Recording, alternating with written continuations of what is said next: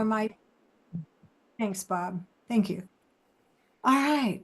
So I think what we're going to do is start with the way I like to start anyway, is with a land acknowledgement because during the pandemic I studied, now I just can't figure out quite Oh, how to change. I'm sorry, I want to make it full screen and I did it before and here I know, I bet maybe no. Oh well. I wonder, I mean, you could stop sharing and do it again and Try it again.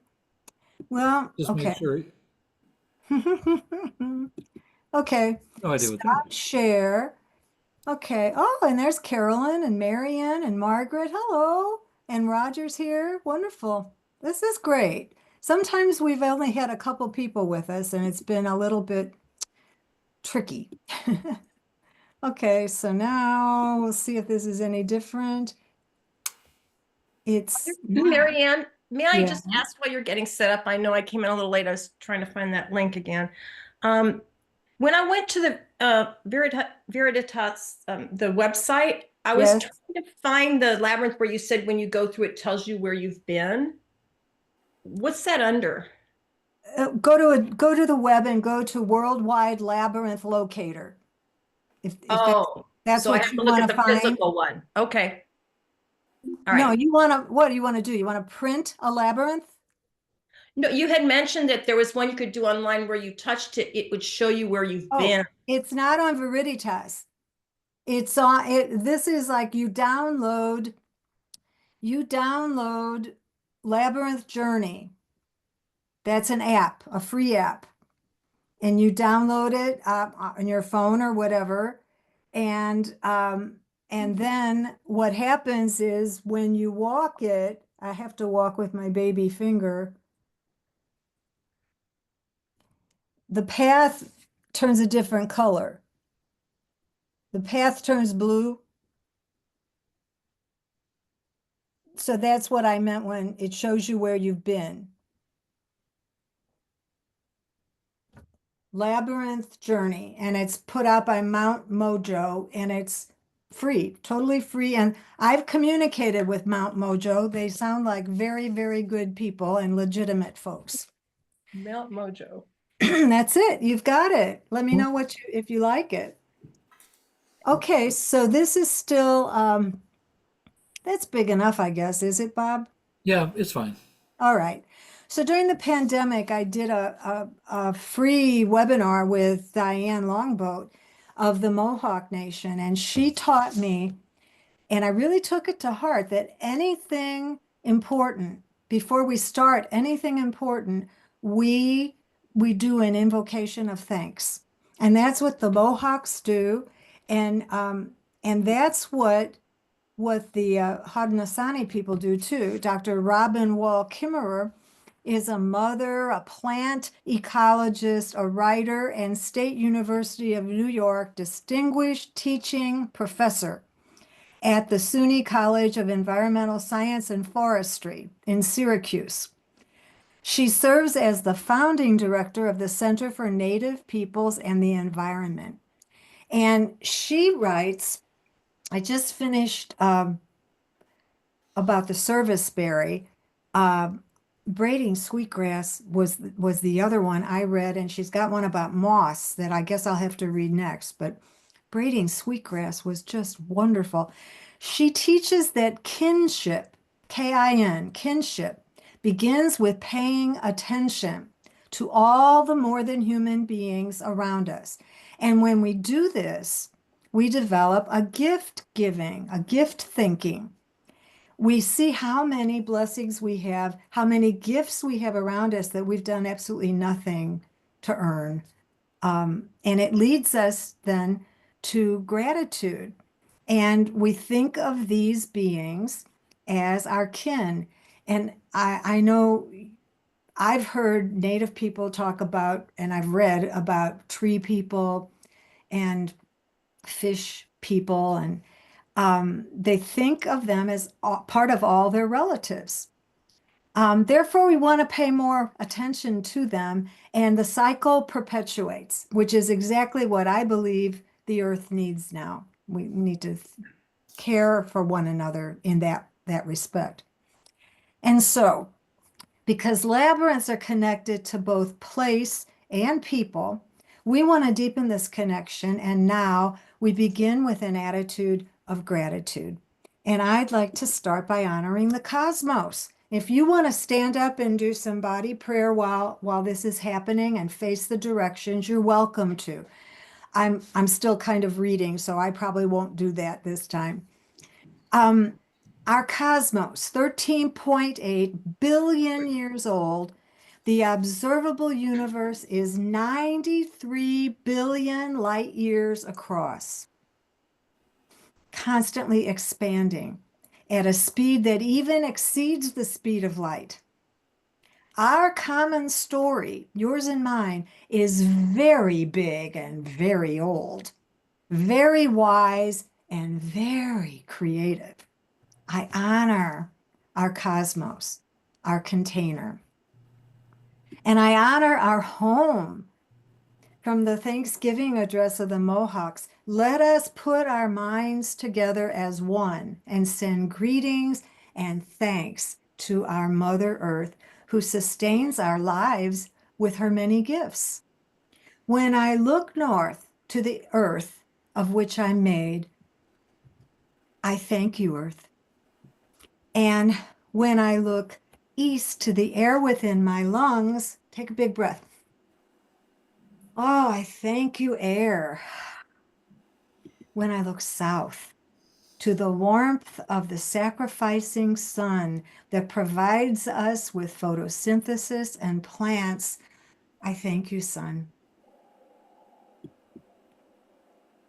When I look west to water, without which I would die, I thank you, water. The stars above me provide the dust which formed the calcium of my bones. Thank you, stars.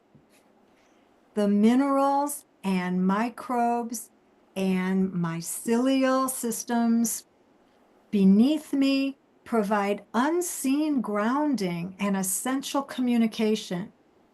Thank you, foundation. The soul within me yearns to acknowledge and come into balance with the web of which I am just a tiny part. I am so grateful. I honor the plant beings and the animal beings. Look at all the animal beings, and that's just a teeny, teeny bit. I honor indigenous peoples before we begin, for their memories the correct starting point for human history on Earth. They were the original custodians of this land. They held ceremony for eons. Here in central Virginia, in the eastern foothills of the Blue Ridge Mountains, I honor the Monacans, the largest tribe in Virginia today. And that's Diane Shields, the Monacan chief. I regret that you had to fight in U.S. courts to define your ancestral home. Thank you for your wisdom. I honor the entire Blue Ridge ecoregion. I honor my teachers, Lauren Artris, Marge McCarthy, Corlita Benares, Matthew Fox, Thomas Berry, Brian Swim, and all the many wise elders and youngsters who have taught me the ways of body, mind, heart, and spirit, and how these ways are integrated. I acknowledge a connection with labyrinths everywhere, and I am grateful for this amazing archetype we're going to use tonight. I invite all the ancestral spirits to guard and bless this walk. I invite the angels of light to safeguard all walkers everywhere. I thank the great mystery who conceived this, who became this, and who remains with us. We are so very, very, very grateful. So tonight we came together, and if you're not already, have a seat, get comfy, to celebrate Imbolc. And Bob was asking me before some of you arrived, how does this date come to be? And some of you probably already know it's the midpoint between the cosmological, two of the four cosmological events on the Celtic wheel. And I'm talking about the December solstice and the March equinox. And I said it that way. Do we have any folks from Australia with us? Anybody from down under came? Probably not. It's not a good hour for them. That reminds me, though, if we wanted to, we could go in here into those dots and rename ourselves. And I can say, like, I can say I'm Mary Ann, and I'm okay, my pronoun is she, and I'm in the Monacan land, which I've already told you, of the Blue Ridge in Central Virginia. And so if you know how to do that, you can do that, or you can put it in the chat, or you don't have to. Hi, Rose, how are you? So we're moving from this time, the winter season is a time of restoration, to now we're in more of an exploratory realm here. And and the other thing I was telling Bob, this was the time when lambs were beginning to drop. They were having their baby lambs in Ireland, which is where a lot of these Celtic um, holidays, holy days came from. So this is also associated with, well, the beginning of the spring season then, um, and Saint Bridget, who many people think evolved from um, the goddess Bridget, sometimes Bridie. I mean, it's spelled many different ways because this is a very old system. And what happened in syncretism is then these dates, these events that maybe weren't, well, they were pagan because Jesus hadn't been born yet, right? Um, and they were, my teacher would say baptized. They were baptized by the church. They were taken over and they were made into Candlemas Day or the Presentation Day. Did anybody get their throats blessed when they were kids on this day? Yeah, me too. Me too, Margaret. And invariably, I had a sore throat and needed it, at that time. But it was the presentation of Jesus in the temple when that was remembered. Groundhog Day tomorrow is around the second. Now it's secular, but that's kind of cosmic also, because it's the midpoint between these other events that we can easily measure in cosmic ways. This is a Bridget's cross right here. And this is a Bridget's fire. These are the Lammies. And this is part of the story. Bridget went to a rich man and said, I really want to build my convent here. And he didn't want to. And she went back and she said, no, I've been praying about it. And God says you should let me build my convent here. And so he said, well, I'll let you build it as big as your quilt is. Well, and then it was one of those multiplying quilt kind of things, and she got this nice big plot of land as a result. And many cultures have that kind of multiplying. I was just reading a lovely book, The Sage Warrior by Valerie Carr, where she's talking about the story. The guru was in prison, and somebody pled for him to be out of prison. And finally, the emperor relented and said, "I know, no, he was going to He was going to release the guru." And the guru said, "But I won't go unless you let the rest of these guys go with me." And the emperor said, "You can take as many as can hold on to your cape." the tassels of your cape. And his wife brought him this wonderful long coat that, 50 people held on to it very easily. And of course, the emperor was eating crow, right? But it's a wonderful story. So it's another multiplication suddenly of this very simple, common thing. This is a threshold time. We are emerging from that restoration time, the being quiet and in our Sabbath dark, going into a more active springtime. But it's also tied in with Bridget was, the saying goes, was born on the threshold. Her mother literally had her as she was on the threshold of her home, which is thresholds are interesting places, huh? We have this liminal space around thresholds, and Bridget represents that, and she represents, I think she's the poet and the healer, and there's yet another one where she was like a triple goddess before she became Saint Bridget. And the fire that I showed you back here, her sisters kept it going for a long time, 1,000 years. And even when they had to put it out, which was probably during the restoration, they took a little bit of it, like, under their cloak or in their pouch, and kept it going in their individual rooms. And then they were able to reignite it later on. It's going again today. I think that's another wonderful story about the community keeping the light going. So it was leading me to, from this, Bridget was kind of wild. She was, she got a lot done in very interesting ways. And I went to Brian Swim and Thomas Berry and the Story of the Universe, and they write about what is it that shapes life in plants and animals? And there's genetic mutation, which is wild. Genetic mutation just kind of happens. The wild is a great beauty that seethes with intelligence that is ever surprising and refreshing for the human mind to behold. And a fundamental dynamic is wild freedom.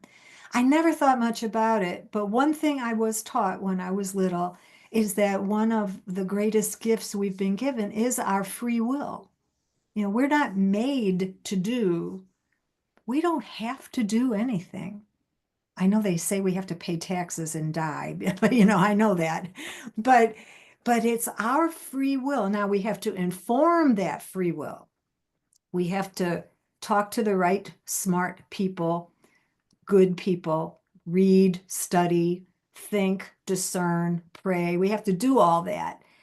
And then it's our free will. That's our internal forum that makes decisions. So anyway, getting back to mutations, the discovery of mutations is the discovery of an untamed and untamable energy at the organic center of life. Not only is such creativity there, it is centrally there. For without this wild energy, life's journey would have ended long ago. But we're still going on. We're still going on. We're allured right now, and we're following our allurements, and we're co-creating with the universe, and it's called cosmogenesis. So then that led me back to Christine Walters Paintner. And she wrote this book. Here's a picture of the book in the upper right corner, The Wisdom of Wild Grace. It's a book of poetry. And in the introduction, she talks about this. The more we cultivate our own intimacy with the wild, the more we open to different truth. The wild is a place within us. The wilderness is a place within us, not out there. Animals have offered a window into an aspect of the divine presence that is more intuitive, more instinctual, and wilder. And she has this lay monastery. The monastic tradition held the conviction that this kind of connection and friendship with the animal world was a sign of holiness at work. like St. Francis of Assisi, right? Talking to birds. And she has this wonderful poem, St. Bridget and the Oyster Catchers. And here's the picture. It's not a very good one. And the illustration by David Hollington. Bridget was being chased by men who wanted to do her no good. And she basically prayed, and the birds, the oyster catchers, came. She lay down on the beach and they covered her up. And the men just ran right by. And then the picture, you can't see it, but she has tears when she stands up. The men are gone and the birds are there. They've helped her, and she's crying, I think, for happy. She's crying for happy. And that's a picture in the book.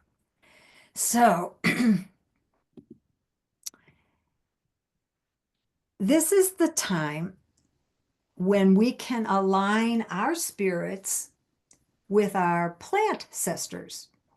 Some of our ancestors were plants before our human ancestors and our animal ancestors, plant ancestors.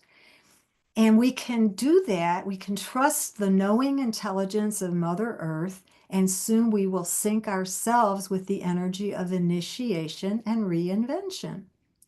We can lean into the resilient practices of our ancestors to help us germinate our creative seeds.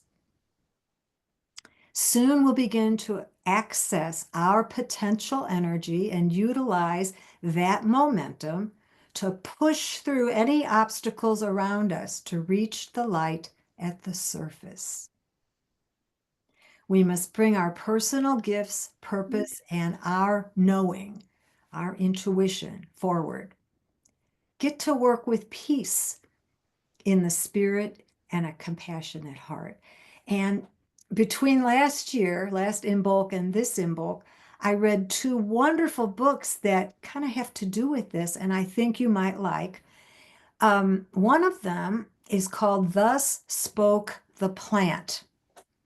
The subtitle is A Remarkable Journey of Groundbreaking Scientific Discoveries and Personal Encounters with Plants. But I think if you just remember, Thus Spoke the Plant by Monica Gagliano.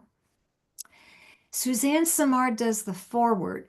And the other book I have listed here is by Suzanne Simard, Finding the Mother Tree. Have any of you read that? Yeah, it's wonderful. It's just wonderful. And the subtitle, Discovering the Wisdom of the Forest.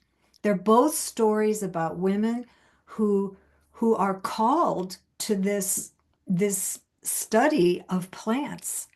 It's just very interesting, but I'm going to leave it to you to investigate on your own. Now, what I would like to do in preparation, just I want to do a little visualization with you, creative visualization as a meditation. And then I've got a really short little tiny poem, and then we'll walk. So if you would just make sure you're comfortable and plant your feet on the floor and feel your roots going down. And if you're comfortable closing your eyes, otherwise, soft eyes gazing in front of you. And imagine yourself as a seed resting in the earth, dormant, dreaming. There comes a stirring, a knowing of what you are meant to be. Something cracks. A root births in the fertile dark, inching deeper so you may grow into the light. As we slowly feel our way through the dark, we may bump against the barriers of our own resistance. This is the shell of the old. Hold yourself here with gentleness, compassion, and patience. These edges will soften and make way for new growth. When facing our shadow within and without, we can call on Bridget to light the way. Her heart is so bright, she can illuminate the darkest of dark in the darkest night. We ask her to bless our creative inspirations with new possibilities. Welcome her graceful guidance into our healing hearts. Remember her promise of spring flowers, for she walks in blessed beauty. Flower petals between her toes and a dusting of golden pollen on her nose. She will nurture the patient seed held in the bosom of the earth.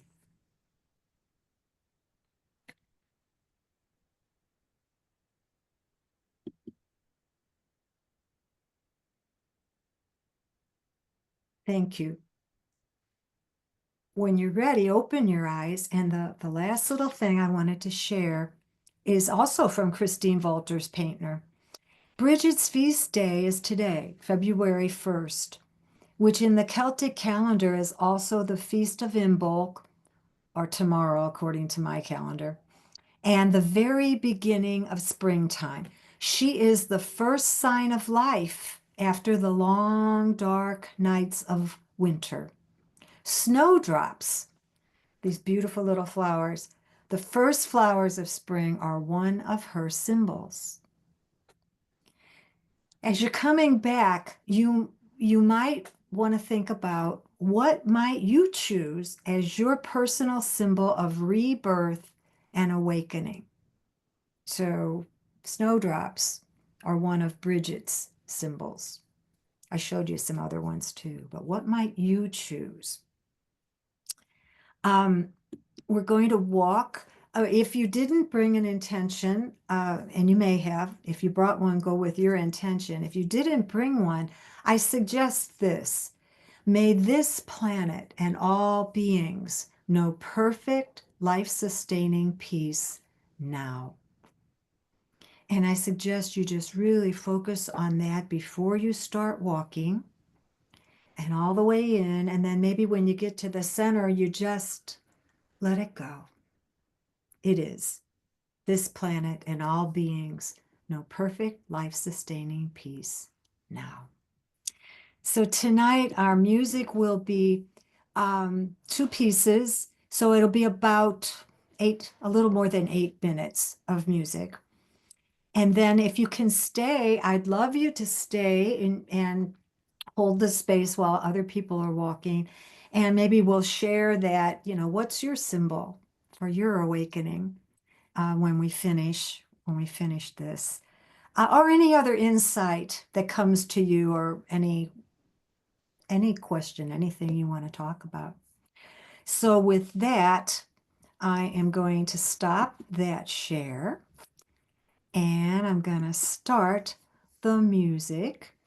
And I suggest that you just really maybe circle the Celtic way, since this is imbued in Celtic lore. Circle your labyrinth, whatever it is, about 3 times before you walk. Right? And think about think about the first path, everything that brings you thanks and awe. And on the way in, what is it you want to release? What are the obstacles you want to let go of so that your seed, you as a seed, can grow? And in the middle, what are the new eyes you're given so you can be creative, co-create with the universe? And as you come back, what are you going to celebrate and transform, maybe in yourself? Maybe in yourself. Okay, let me see if I could do this. Have a good walk. We'll be back in about 8 or 9 minutes.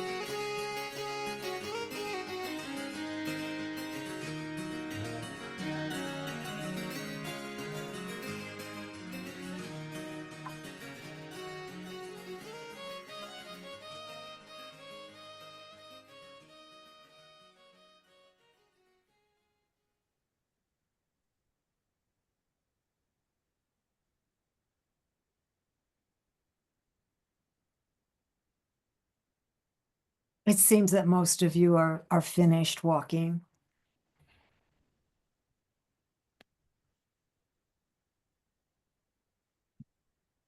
I don't want to forget to thank you for being here. Congratulate you on taking this time for yourself. And it's nice to share it with you.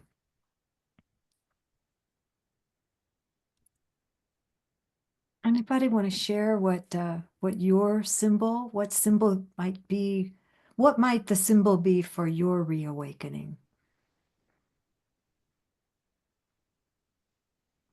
For Bridget, somebody decided it was the snowdrop, one of the first flowers in the spring.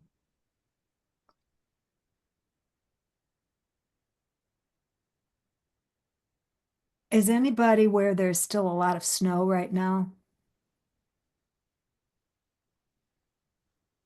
Cold. You have cold, Bob? Yes, I'm in downtown Toronto. We're right on the edge of the lake, so we don't have a lot of snow, but just a very short distance north of where I am, there's still quite a bit. So we all know we're definitely in the winter season. Yeah.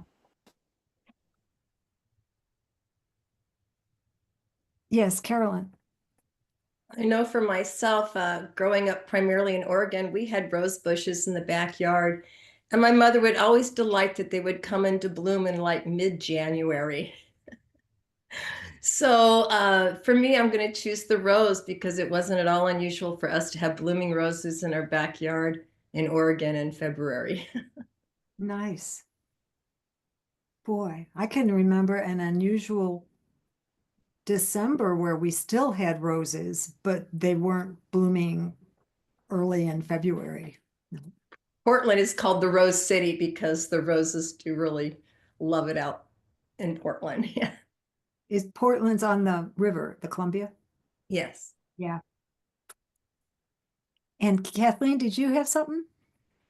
Yes, and mine wasn't with spring, but when I think of a reawakening or rebirth, I always think of the Ouroboros. You know, the some call it a snake, some a lizard, some a dragon, but that beautiful circle as it's coming back around to its tail, the life, death, rebirth symbol. That's one of my favorites. And so I like thinking of that right now, going into the rebirth part of that cycle. And we are in the year of the snake. You are right. You are right. We are. That's right. I like that. Anybody else want to share something? There's no right or wrong, of course. Yeah, I'm just reflecting on the name of this time, Imbolc, meaning in the belly, symbol of as you mentioned, Marianne, symbol of birth, the lambing season. And so just reflecting on what is, on the image of for the metaphor of birth, what is birthing within myself. Yeah. And you don't have to tell us, but can you think of a few things that are in your belly, so to speak?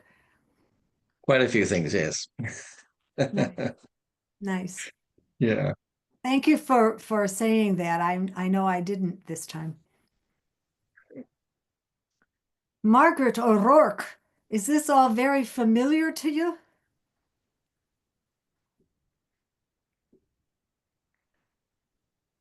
Yes, it sounds very familiar.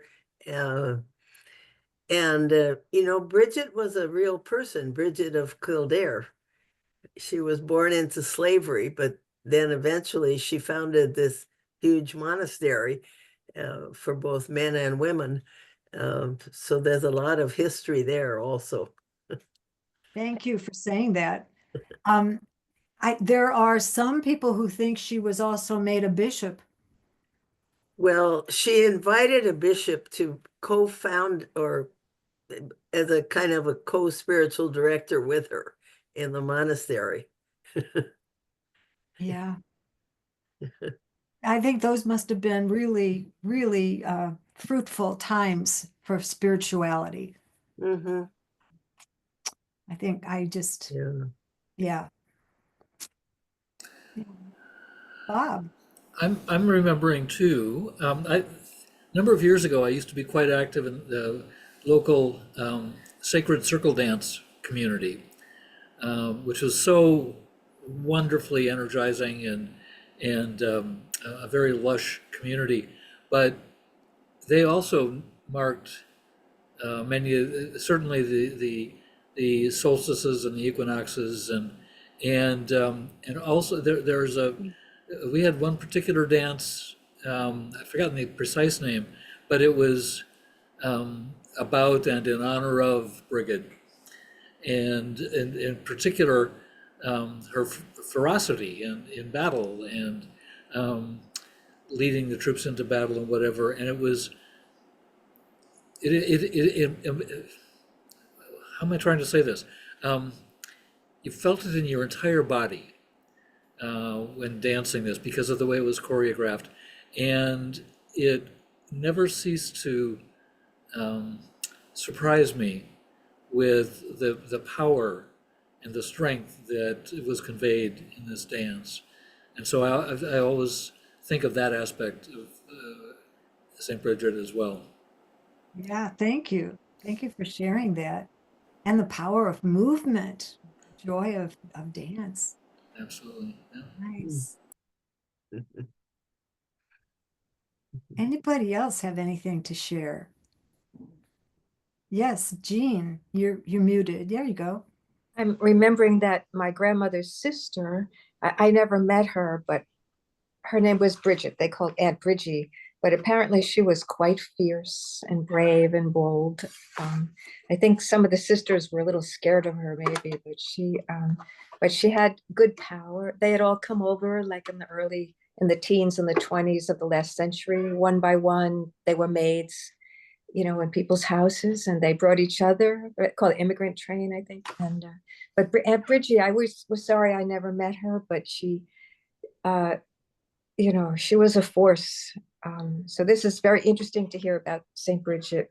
Um, my grandmother was Maggie.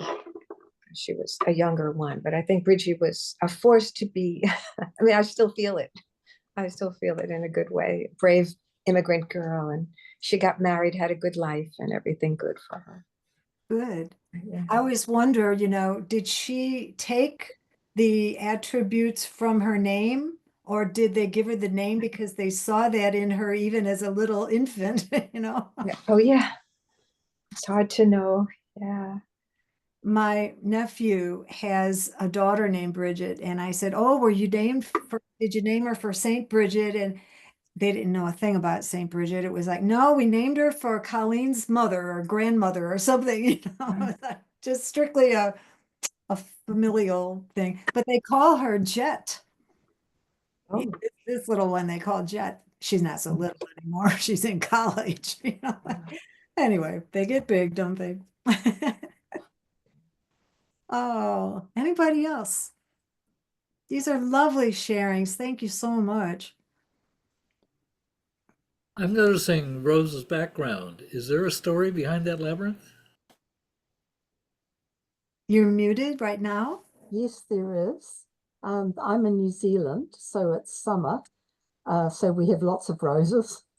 And my symbol of spring is the daffodil, which I just adore. This labyrinth behind me belonged to a church in Christchurch. The story behind that was the second generation of a church, and it had a canvas labyrinth that they used to walk sometimes. And then we had big earthquakes, and almost all of the middle of the city fell down, including this church that was there. And I wasn't involved then, but they saved some of the bricks and put it into a Chartres style labyrinth with bricks saved from the church. And I was already interested in labyrinths, but didn't think it was still there, and discovered it about 3 or 4 years ago. And it really lost unkempt condition. And at that time, my daughter had just gone overseas, and I was grieving that. And so I spent a lot of time restoring it all, scraping all the moss off and planting plants around the outside, which I really enjoyed. But that again, it's been demolished now, and housing's been built on it because the the Anglican cathedral fell down, and they've sold the land that the church was on to try and afford the new cathedral, which has been mothballed, unfortunately. So it's a labyrinth that I feel very part of because I've been there and spent a lot of time there. And there was an exhibition in the grass nearby that had 181 chairs, white chairs, one for each of the people who were killed. So we had lots of tourists coming in, and one time we were there walking it, and there was this roar of about 80 motorbikes came in and parked beside it, and that was them on the anniversary of the earthquake doing their pilgrimage. So that was quite fun. So yes, I have it there to remind me. And I've got a painted concrete labyrinth at home, but I've got a canvas one almost coming from Veritas, and I'm really looking forward to that and hoping that I can use it in Lent. And I've got a lot of labyrinth books about labyrinths in the church here, and praying the labyrinth and pondering the labyrinth. And yes, so this is my default one when I go to labyrinth things. And I've already just been on a call with the Labyrinth Society for World Labyrinth Day just before this. Yeah. So too much information, but there we are. No. It sounds like you're getting ready for World Labyrinth Day, Rose. Yes. I've been to Christchurch. I was there right before that awful terrorist. Oh, yes. Just we missed it by 2 days, I think. But that's a good story. And if you ever cross paths with Chuck Hunter, he does labyrinth restoration. Yes, I have. Yes, and I have corresponded with him, and we're Facebook friends. And because I gather that in the States, if you've got a lost labyrinth, there's a team that goes in and cleans it up for you. And I've often wished there was a Chuck Hunter here. No kidding. But I'm the one, I think. Yes. Yeah, that sounds like it. Yeah, I don't know that he can travel every place, but he tries.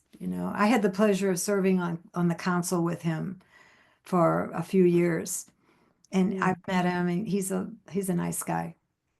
Very nice guy. Oh, thank you for that story. That's great, the way they reused. You need to talk to the cathedral though and say, hey, this is gone, so you can be built, and now we need to put one here and you on the floor. Yes, I've tried. I go to another Anglican church, and the minister there was part of the church that fell down that eventually built this, and she doesn't seem very interested, but she tolerates me giving talks about it. But I've got big plan. I've said that she needs one in the churchyard, and she says, "Oh, yes, and my new one will fit into the church hall." So I'm planning to arrange some walks with a Lent group that I will be in, as a way of getting in sideways and getting a labyrinth into the church hall for Lent. Yeah. Good luck. Thank Good you. luck. We'll hold that thought. That's a good seed to Oh, and there's a Presbyterian church who's very interested in it too. So I'll work on those to expand out. Thank you. Good. It takes time. I know that. It takes time. Anybody else? I have a question for Margaret. You said you're near Los Angeles on the Native American lands. Are you impacted by the fires? Oh, we were only warned. We did not have to evacuate. The winds were very favorable to us right here. Good. But of course, we know many. I live on the Mount St. Mary's University campus, and we know many faculty and students who lost everything. Friends, lots of our friends lost everything. We're just desperate for rain. Yeah. Are you not getting it today? No. Oh, so I'm a little north of you. We've got rain today. Oh. Mm. Yeah. Send it our way. We're due to get rain in Los Angeles the next 3 days, starting Tuesday. Is that Tam talking? Yes, that's Tam. Sorry. Yeah. Okay. Our friend Katie Bull in the LA area, boy, she said the rain just took the particulates out of the air and they were quite lucky where she is. Mm. Well, there's one thing I'd like to do before we kind of leave, unless somebody has something else pertinent to the walk. Yeah, Carolyn. I did have one thing I just wanted to comment on. I find it so interesting with Bridget that we have here a human that we call her Saint Bridget, and there's lots of other humans that we call saint. But in this case, we have a goddess that preceded Bridget by many, many, many centuries. And I feel like it's an invitation to us that we can also look at the goddesses and these people and we can emulate them ourselves. We don't have to become a saint. We can emulate. We can and choose to reflect. So That's a good observation. Thank you. You can be fierce too. So what I want to do is show you our website in case you haven't been to our new website. And it's going to be, okay, let's see if I can do this correctly now. Okay, I think this is where I want to go. Okay, except I don't want to be there. Oh gosh, guys, hold on. Stop share. I think I need to do this first. All right. There we go. And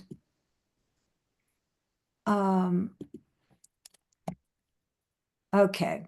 If you go to cscommunities, plural.org, okay, I'm going to share the screen with you. It's really stunning, actually.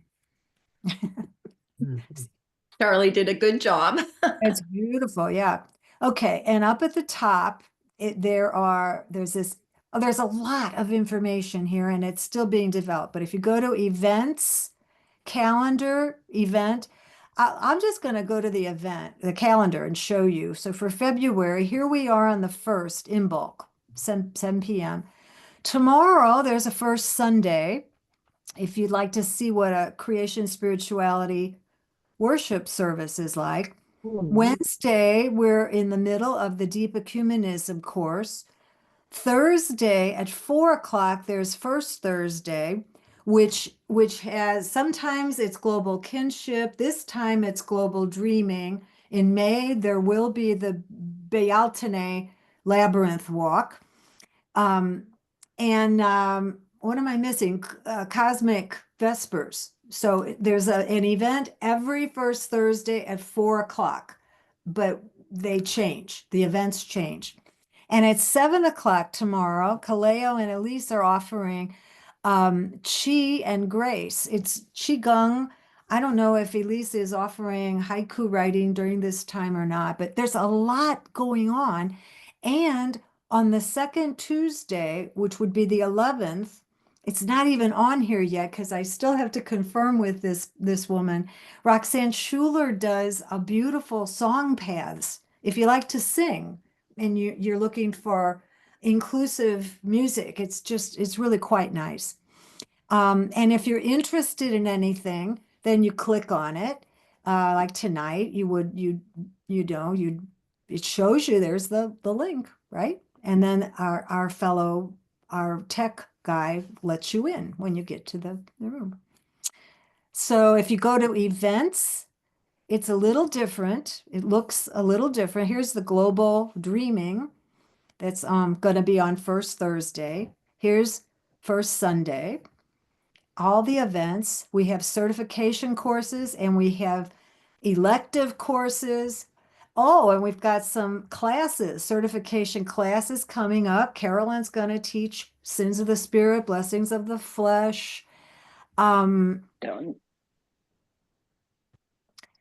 Okay, so that's enough. So go and explore. It's a lot of fun. It tells you about the 4 paths. It tells you about the 6 essentials. It tells you about the 12 principles of creation spirituality. And our next Labyrinth walk will be on for North Americans, for Northern Hemisphere, spring equinox, but for Rose, yeah, for Rose, it'll be the autumn equinox on March 20th. So that's a Thursday evening at 7 p.m. So Labyrinth walks, it's a movable feast because the cosmos is moving. And you have to pay attention to that, but it's all on the calendar. So yes, Carolyn? If I could just add that Sins of the Spirit, Blessings of the Flesh isn't necessarily intuitively obvious to you. It's a class on evil. And right now, evil is in our faces, Age of Aquarius. So we will. Matt wrote a book called Sins of the Spirit, Blessings of the Flesh, which is a primer on evil. We'll be using that in some other books as well. But just to let you know, that's what that is, and it's open to everyone. So think about it if you're interested in exploring that. Yeah. And he wrote another book. So this is the Sins of the Spirit, Blessings of the Flesh. But he also wrote, have any of you read the new one he wrote about the Antichrist? Yeah. Yeah. So I'm taking that class. It's going to be interesting. I was working on my pre-paper, kind of got lost in it. So there's a lot of good stuff, a lot of stuff going on. All the times listed are Eastern times. Thank you, Carolyn. Okay, any final questions, comments, whatever? Well, then most of you are unmuted. This is a time when you can say goodbye and unmute, and I wish you well. I love you. Be safe, be well, be happy. Thank you Yeah. for coming. Thank I mean you. that most sincerely. Thank you, Most Marianne. Thank you. Thank you so much. Nice to Thank be with you. you. Thank Thank you. you all. You're welcome. Bye-bye. Bye-bye. Bye-bye. Take care.